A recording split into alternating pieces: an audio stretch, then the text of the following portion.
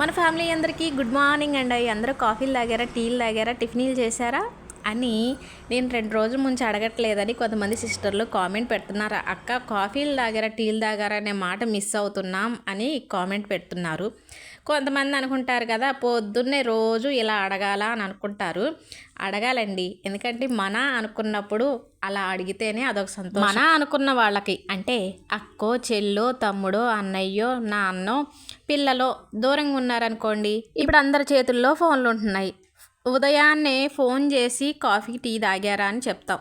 లేదు ఫోన్ కుదరలేదంటే వాట్సాప్లో ఒక కాఫీ కప్పు పెట్టి లేదా టీ కాఫీ పెట్టి టిఫిన్లు చేశారా, కాఫీలు తాగారా అని పెడతాం కదా. అంటే మన అనుకున్న వాళ్ళని గుడ్ మార్నింగ్ అని చెప్పి అలా అడుగుతాం కదా.